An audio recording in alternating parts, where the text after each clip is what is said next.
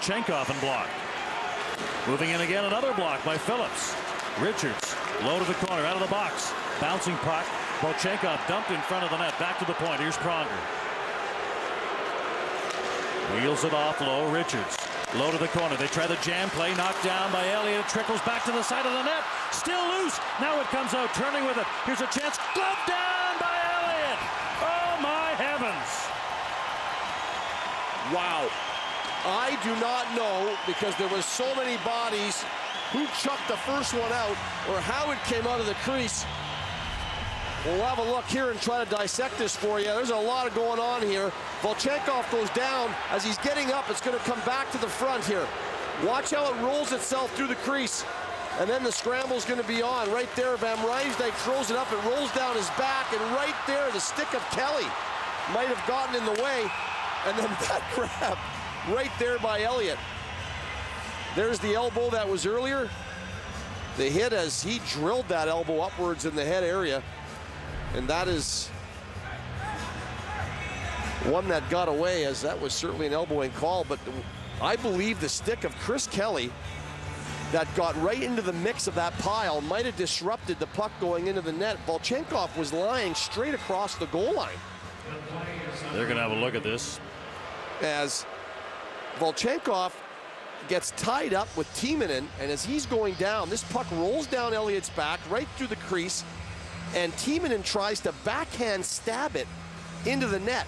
And that's where Kelly's stick comes in, and they're going to have a look to make sure. I'm not sure that puck comes ricocheting out. I don't know if Volchenkov throws it out with his hand or what, but I'm sure we're going to have one more look at all this. And to use one of your terms, Gary, that whole sequence, I was just going to say, that certainly qualifies as a full schmozzle. And a minute and 8 to go on the power play, as they'll have a look at this and make sure.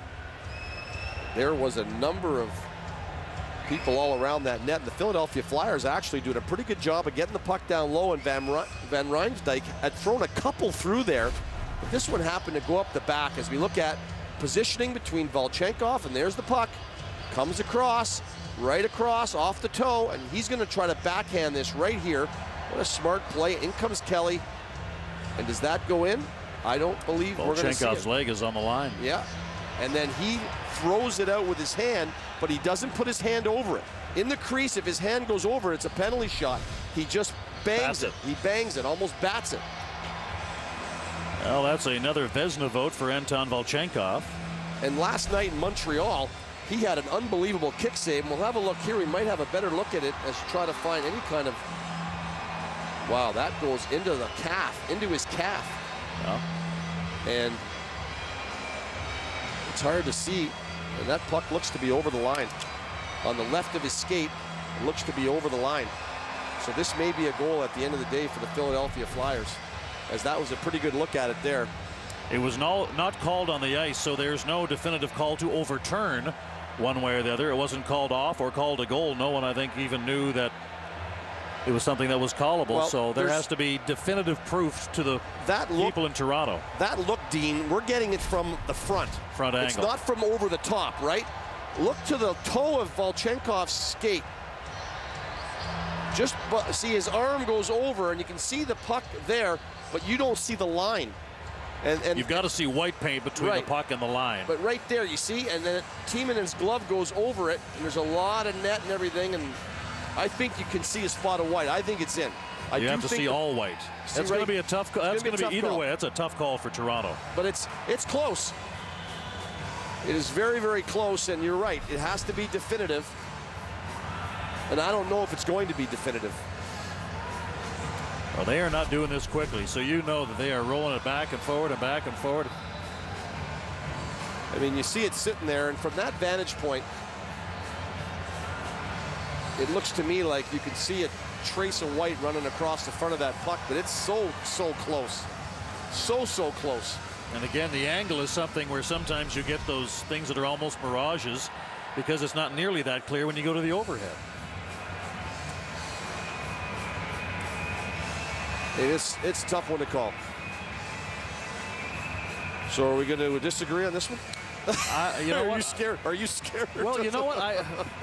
You know what I'm very wary of is that I've been burned in the past in trying to predict something like this because camera angles sometimes make things appear to be what they're not. And that overhead, usually in these situations, the overhead is almost always the definitive camera. Yes. And in this case, the overhead is not definitive. But when you have that front view, it does look like you can see White all the way in front, but I know one person that knows. Yeah. I know one person that knows, and we're looking at him right now. He knows. He ain't talking. Because he's the one who either scooped it out or just got it on the line. And there's so much action that goes, like you got the netting in the way, you've got Timonin's glove, you got Volchenkov's leg, you got his black skate and a black puck, right?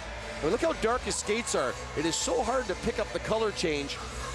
Timonin's glove, and it's right before his glove, right there. You see his hand throw that out. There, you don't see White between the puck and that's what I say. The camera angles can be deceiving because usually in this case, this overhead is the one, but in that view overhead, you can't see White between the puck and the goal line.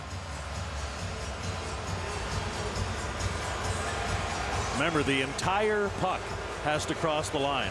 Well, we'll let everyone at home be their own judge, and yeah. It's you know what? I would not want to be in the war room in Toronto. They know the importance of this goal in this game. You're talking about it's staying at 2-0 with 1 minute and 8 seconds. This goes to 2-1, and this is going to be a heck of a finish to this hockey game. And these points are so important that they do not want to make a mistake here. And they're going to look and look and look to get this right. And with the importance of this game, they should.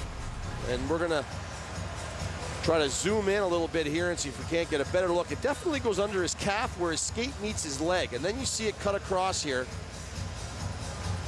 See, it's still not completely over the line there. Remember, you have to see White. You have to know that it's white paint between the puck and the goal line. And even with that view and that angle, you can't tell me that you can see all white between the puck and the goal line. And that's the thing. And again, Gary, to be honest with you, this is one of those ones where I don't know which one it is. All I know is the overhead is usually the definitive camera in these situations, and you can't tell from the overhead. Well, if they're going by the overhead, I would say that it's going to be no goal. No. If they go by that front camera, and they then think they Philly's see something, got a chance. Yeah, they got a chance. Yeah, that's probably the most accurate thing we can be able to give you at this point. It is that, at least for me, it is that close. This is a long time, though. This is a fairly long time to be doing this. They're done, so we're going to hear. We'll find out now. No goal.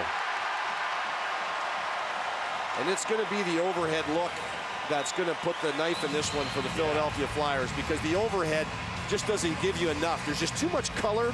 There's too many things that are obscuring it at the time the puck's moving.